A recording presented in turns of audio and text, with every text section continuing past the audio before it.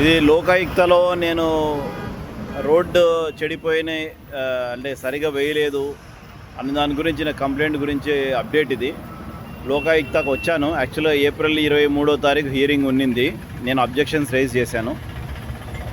దానికి ఆ రోజు ఏప్రిల్ 23వ తారీఖు రాలేకపోయాను. సో నెక్స్ట్ హియరింగ్ డేట్ వచ్చేసి ఆగస్టు 5వ తారీఖు ఇచ్చారు.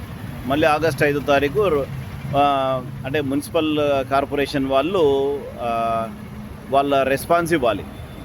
సో ఈరోజు యాక్చువల్లీ లోపల అఫీషియల్ గారితో డిస్కస్ కూడా చేశాను. ఏంటి సార్ 3 మంత్స్ ఒక్కొక్కరికి టైం ఇచ్చుకుంటూ పోతే ఎప్పటికి తెగాల కేసు అని. ఎందుకంటే ఆల్రెడీ 14 మంత్స్ అయిపోయింది. నేను కంప్లైంట్ ఇచ్చి కూడా 14 to 15 మంత్స్ అయ్యింది. సో వీళ్ళు క్లియర్గా రోడ్డు వేసిన పని చెడిపోయింది. అది కళ్ళ ముందు కనపడతా ఉంది. ఓకే, వీళ్ళు ఏమో వాళ్ళకి డేట్ల మీద డేట్లు, టైం మీద టైం ఇస్తారు. ఎందుకు అంటే మేము బిజీగా ఉన్నాము, already we have hundreds of cases. So మీది రోజుకి ఇన్ని కేసులు హియరింగ్ పెట్టుకున్నా కూడా మీ వంతు వచ్చే లోపల 2-3 నెలలు పడుతుంది అని వీళ్ళు అన్నారు.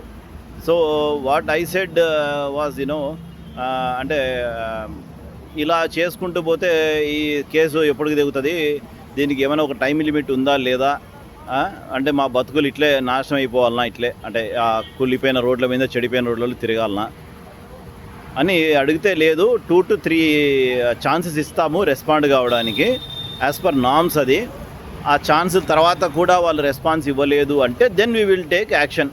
అంటే యాక్షన్ అంటే మళ్ళీ ఏం లేదు, సమ్మన్స్ ఇస్తారంట. ఆ సమ్మన్స్కి ఏం చేస్తారంటే మన కేఎంసీ వాళ్ళు ఏదో తొక్కలో రెస్పాన్స్ ఒకటి వీళ్ళ ముఖాన్ని వేస్తారు. అది సార్, ఇది సార్, పేపర్లో ఇంక్ అయిపోయింది, ప్రింటర్లో కరెంటు పోయింది, ఇట్లాంటి ఏదో తిక్కబుక్ ఒక రెస్పాన్స్ ఇస్తారు. Sorry for the bad words. అది పట్టుకొని మళ్ళీ హియరింగ్ వెళ్తుంది. ఇది పంచాయతీ, ఇది మనం న్యాయ వ్యవస్థ.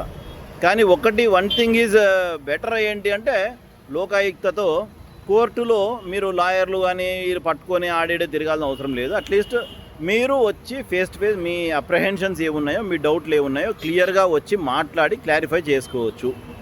అదొక అడ్వాంటేజ్ ఉంది. But disadvantage is there is no specific timeline. మీ సమస్య ఎప్పుడు సాల్వ్ అవుతుంది అనే దానికి పరిష్కారం లేదు. మీ సందులో ఎవడన్నా వచ్చి రోడ్డు పగలగొట్టి జేసీబీ పెట్టి అఫీషియల్గా, నేను చెప్తున్నదా అంటే అఫీషియల్గా అంటే రైట్ రాయల్గా ఎవడన్నా పగలగొట్టి పోయినా అడిగే నాదుడే లేడు, దాన్ని అడిగే ప్రశ్నించే వ్యక్తి ఎవడు లేడు. ప్రశ్నించినా కూడా కోర్టు ద్వారా ప్రశ్నించాలా, లేకుంటే మనం వీధులలో కర్రలు తీసుకొని కొట్టుకోవాలా. ఇదే ఆప్షన్ మిగిలింది. ఓకేనా? ఆ కర్రలతో కొట్టుకోకూడదనే సిస్టమ్ పెట్టారు. But system is not working fine at all. సిస్టమ్కి చెదలు పట్టినాయి. ఇది విషయం.